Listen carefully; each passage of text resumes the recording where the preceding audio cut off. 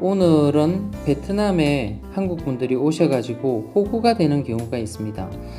그런데 이제 옛날에 제가 말씀드렸던 것처럼 여기에 짧게 방문을 하시거나 아니면 아예 방문을 하지 않으시고 SNS를 통해서 베트남 여성들과 연결되어서 매달 이렇게 돈을 보내주는 행위는 하지 말라고 제가 그때 말씀을 드렸는데요.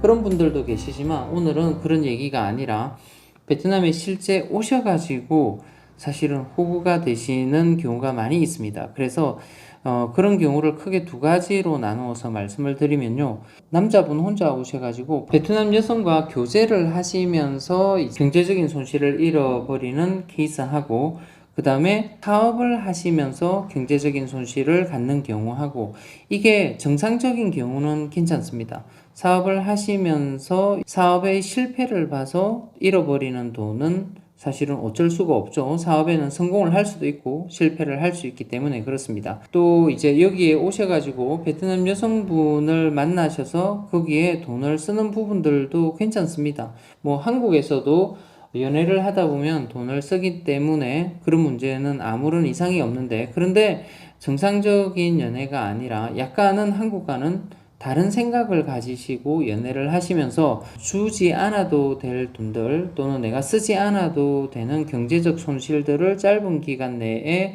보는 경우가 많기 때문에 그런 경우를 제가 말씀을 드릴 테니, 물론 제가 말씀을 드린다라고 하더라도 본인은 아니다라고 생각을 하고 또 나는 그렇게 하지 않을 것이다 라고 말씀을 하시는 분들도 많이 있는데요. 그런데 생각보다 많은 한국 분들이 여기에 오셔서 그런 비슷한 경험들을 겪게 되고 또 그 길을 따라가는 경우가 많이 있기 때문에 제가 미리 말씀을 드리도록 하겠습니다. 제가 말씀을 드린다고 하더라도 그걸 느끼는 경우는 그 상황에서 완전히 벗어나고 나서 이제 내가 그랬었구나를 느끼는 경우가 상당히 많이 있는데요. 어쨌든 제 말을 참조를 하시든 하시지 않든 이제 이런 경우들이 많이 있으니 제가 말씀을 드릴 테니까 꼭 참고를 하시고 유념을 하시게 되면은 이제 똑같은 피해는 보지 않으실 수 있습니다. 먼저 이제 한국 분들이, 남자분들이 혼자 오셔서 베트남 여성들과 교제를 하는 경우가 많이 있습니다. 그런 교제를 하는 것은 괜찮은데요. 그런데 교제를 하고 연애를 하게 되면은 한국의 많은 분들이 이런 경제적인 차이 때문에 항상 베트남 여성분들에게 도움을 주시려고 하는 경우가 많이 있습니다. 이런 도움을 주시려고 할 때 두 가지의 유형이 있는데요. 첫 번째는 이렇게 어떤 사업체를 만들어 주는 경우가 많이 있고요. 또 사귀고 계시는 여친의 명의로 무언가를 구매를 해서 투자를 하시는 두 가지 유형이 있습니다. 그런데 이 두 가지 유형을 다 하셔도 되는데요. 이 나라 사람을 조금 아셔야 됩니다. 이 나라 사람을 조금 아시고 그런 부분들을 행하시는 게 맞습니다. 첫 번째는 우리나라하고 경제 규모가 다르다 보니까 여기에 와 있다 보면 적은 돈으로도 사업을 할 수 있다는 것을 알 수 있습니다. 특히 이제 베트남 여성분들과 사귀고 있다 보면 많은 베트남 여성분들이 자기만의 가게를 가지기를 원하는데요. 그런데 그런 요구하는 돈을 이렇게 들어보게 되면은 500만 원, 1000만 원 정도 단위만 있으면은 자기가 네일샵이나 어떤 커피숍 이런 부분들을 열 수 있다고 하는 경우가 많이 있습니다. 그래서 이제 우리 한국 분들에게는 그 돈이 크지 않게 느껴질 때가 있습니다. 그래서 사업에 투자라고 생각을 하시고 또는 이 정도의 금액은 나에게 크지 않다, 없어도 된다라고 생각을 해서 원조를 해주는 경우가 많이 있습니다. 그러면 대부분의 경우가 사업을 그 돈 범위 내에서 오픈하는 게 아니라 사실은 우리 한국 분들이 그걸 보시게 되면 좀 더 좋게, 좀 더 남들 보기에도 괜찮게 꾸미다 보게 되면은 베트남의 여성이 생각하는 것보다 더 많은 돈이 들어가게 되고, 그렇게 오픈을 한다라고 하더라도 우리 한국 분들이 생각하시는 것보다 훨씬 더 적은 돈을 벌거나 아니면 계속 적자를 보는 경우도 많이 보게 됩니다. 그렇게 되게 되면은 생활비나 이런 부분들도 또 일정하게 대주시는 분들도 상당히 많이 있습니다. 그런데 이 베트남 여성에게 이렇게 생활비 쪽으로 일정하게 주시는 부분들은 안 하셔야 되는 게 뭐냐면, 베트남 사람들은 이렇게 일정하게 자기에게 들어오는 금액에 대해서는 우리 한국 사람들은 이렇게 도와주면서 내가 이 정도의 금액을 매달 주게 되면 상당히 고마워할 것이다 라고 생각을 하시게 되는데요. 물론 고마워하는 사람들도 있을 겁니다. 그런데 대부분의 베트남 사람들은 돈에 대해서 우리나라 사람들과는 조금 다른 관념을 가지고 있습니다. 제가 아직까지는 정확하게 파악을 못하겠지만 그래도 우리나라처럼은 생각하지 않는다는 것은 확실합니다. 그래서 일정한 돈을 주시게 되면 그게 자기 돈이다 라고 생각을 하는 경우가 많이 있고요. 또 이제 주는 대상에 대해서도 나를 정말 위해서 주는 돈이다 라고 이렇게 생각해 주면 좋은데, 그렇지 않고 조금 시간이 지나게 되게 되면 당연히 줄만 하고 당연히 내가 받을 권리가 있다라고 생각하는 경우가 많이 있고, 그런 주는 돈들이 베트남 여성의 입장에서 받는 돈들이 계속 들어오다가 똑같은 금액이나 이런 게 들어오지 않게 될 때는 그런 거를 따지는 경우도 나중에 일어나게 됩니다. 베트남 여성과의 교제를 하는 경우는 괜찮습니다. 하지만 이제 베트남 여성이 원하기 전에 우리 한국 분들이 이렇게 자진해서 그걸 도와주는 경우가 많고, 이 금액을 한국 사람들이 생각하기에 그냥 적당한 금액을 주게 되는데, 그 적당한 금액은 여기 베트남에서는 상당히 큰 돈이라는 것을 잘 모르는 경우가 많이 있습니다. 물론 이제 도시마다 다릅니다. 큰 도시에서는 평균 임금이 상당히 높습니다. 호치민 같은 경우는 40만원, 50만원 정도 된다고 들었는데요. 다낭 같은 경우는 평균 임금이 아마 30만원이 안 될 수도 있습니다. 그리고 더 작은 도시로 가게 되면 더 낮은 평균 임금을 가지고 있는데요. 보통 베트남 사람들과 교제를 하게 되면 데이트 비용이나 뭐 다른 선물이나 이런 걸 제외하고 매달 일정하게 한 1,000만 동 정도, 우리나라 돈으로 한 50만 원 정도를 계속해서 지원을 해주시는 분들이 있습니다. 그런데 그 지원이 사실은 의미가 없을 때가 상당히 많이 있으니까 그런 부분들을 지원을 하지 않는 게 관계에도 훨씬 더 도움이 될 수도 있습니다. 그래서 내가 교제를 하고 있는 여성을 도와주는데 이렇게 사업을 원조하는 이런 부분들은 안 하시는 게 훨씬 더 낫습니다. 왜냐하면 자기가 돈을 벌어서 자신이 사업을 할 때 성공의 확률도 높아지는 거죠. 그렇게 쉽게 돈을 자기가 확보를 해서 하는 사업 같은 경우는 우리나라에도 약간 쉽게 생각하지만 이 나라에도 마찬가지입니다. 여친을 통해서 이제 부동산 투자나 이런 거는 진짜 상당히 위험합니다. 왜냐하면 문화가 다른 이런 두 남녀가 만나서 이 관계가 지속되기가 쉽지가 않습니다. 이제 그런 부분들을 충분히 이해를 하시고 오랜 교제를 하셔서 이 친구랑은 오랫동안 내가 교제를 할 수 있겠다. 또 성격을 보게 되면 이 친구를 통해서 내가 부동산 투자를 해도 이 친구에게 나중에 이익금이 생기게 되면 어느 정도의 수수료만 주고도 충분히 받을 수 있는 사람이다 아니다가 판단이 되고 나서 투자를 해도 되는데요. 우리 한국 분들은 초기에 몇 개월 만나보고 사실은 몇 개월도 되기 전에 그런 결정을 하는 경우가 많이 있습니다. 적어도 그 정도 투자를 한다라고 하게 되면 몇 년은 만나보고 내가 이 사람과 지속적으로 만날 수 있는 사람인지 아닌 사람인지 판단이 되고 난 이후에 이제 그걸 통해서 투자를 하는 경우가 맞을 것 같습니다. 그래서 이런 부분들은 상당히 많이 일어나게 됩니다. 그리고 교제를 하고 있는 여성을 통해서 하는 사업이 수익을 내고 나에게 용돈 정도를 벌어다 줄 거라고 생각하시는 분들 많은데요. 그렇지 않은 경우가 상당히 많이 있습니다.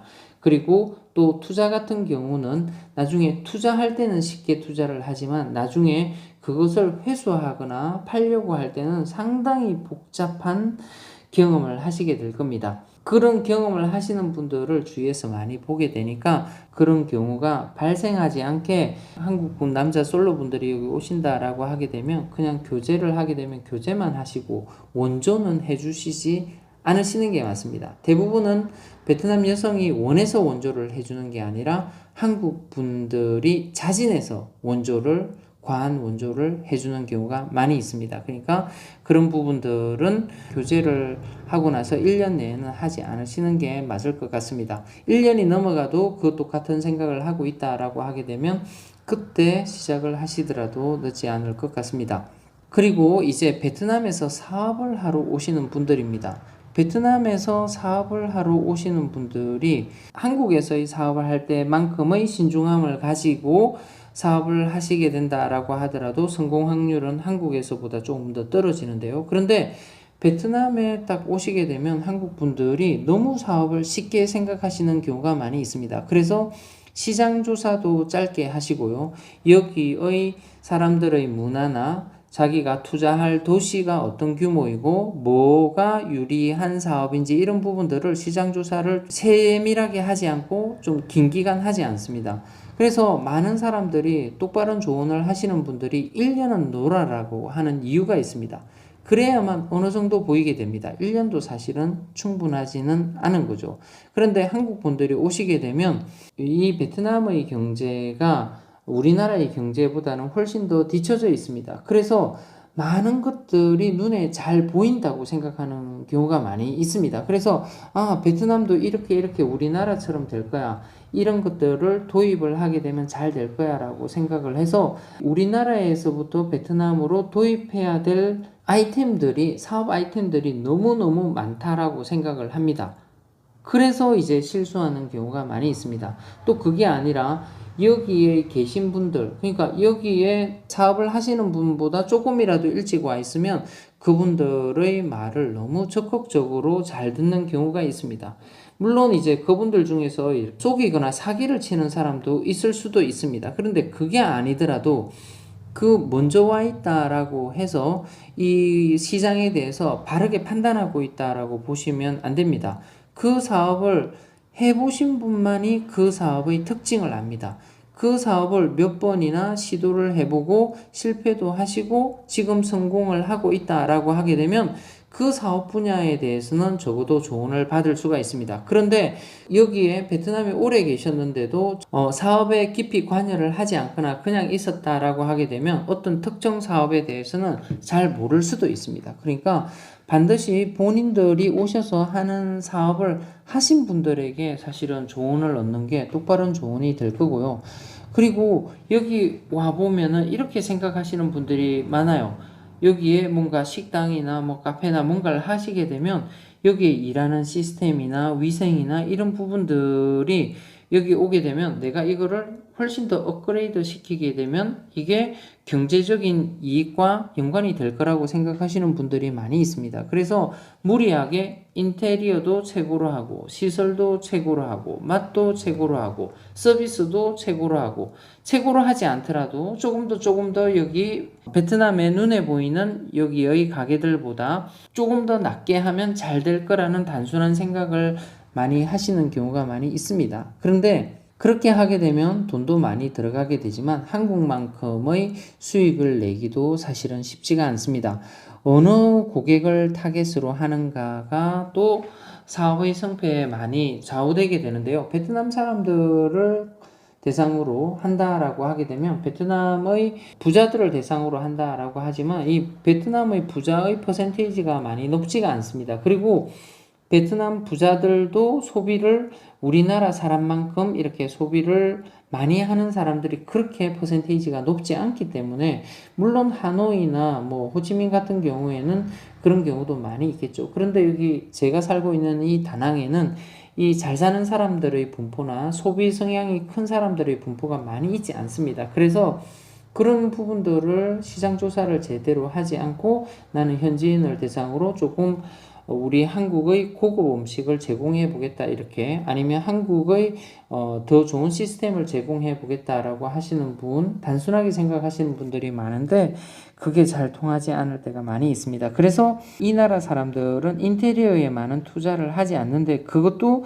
이 나라의 특성과 맞기 때문에 이 나라의 환경과 맞기 때문에 그렇게 하는 겁니다. 이 나라 사람들이 돈이 없어서 그렇게 하는 게 아닐 수도 있습니다. 이 나라 사람들도 사업을 하고 장사를 하는 사람들 중에서는 돈이 많지만 어떤 지역에는 돈을 투자해도 되고 어떤 지역에는 돈을 투자해도 수익을 못 낼 거라는 것을 알기 때문에 그런 형태로 사업을 하고 있을 수도 있다는 것을 생각 안 하시는 분들이 많더라고요. 그리고 여기 와서 이미 하시고 계시는 한국 분들의 사업을 보시고도 왜 이렇게 하지? 조금 더 잘 하게 되면 조금 더 맛있게 하게 되면 잘 될 건데 라는 생각을 단순하게 하십니다.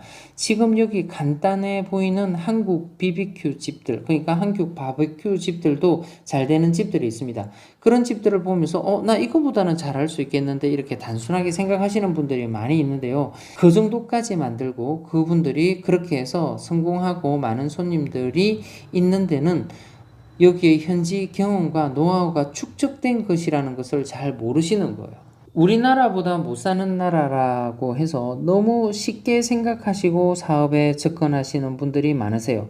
그리고 단순하게 더 좋고 더 맛있고 더 좋은 서비스만 되게 되면 더 많은 손님이 올 거다라는 그런 단순한 생각은 안 하셔야 될 겁니다. 그리고 투자를 하시는 분들 중에서 이 베트남에 내가 잘 모르니까 지인을 통해서 그냥 나는 투자금만 줄게 라고 하시는 분들 많은데, 그런 분들은 회수를 못하는 경우가 정말 많이 있습니다. 제가 오늘 이렇게 말씀을 왜 드리냐면요, 많은 한국 분들이 단기간에 경제적인 손실을 보는 경우는 제가 말한 이 두 가지 경우가 상당히 큽니다. 혼자 오신 한국 남성분들이 베트남 여성을 통해서 너무 많은 투자나 사업을 지원해주고 또는 과한 원조를 해주시면서 쓰지도 않아야 될 또는 잃지도 않아야 될 경제적인 손실을 가지게 되고, 베트남 시장을 너무 잘 모르면서 약간 우리나라보다 뒤처져 있기 때문에 너무 쉽게 보고 들어오시면서 경제적인 손실을 많이 잃어버리는 호구가 되시는 분들이 많이 있습니다. 어쨌든 베트남에 오셔서 사업을 하신다라고 하게 되면 서두르게 되면 그 되는 만큼 손실을 가져가시게 됩니다. 그래서 절대 서두르지 마시고요. 몇 번 내가 와봤다, 내가 10번 이상 20번 정도 베트남에 와봤다 라고 해서 베트남을 안다라고 생각을 하시면 안 됩니다.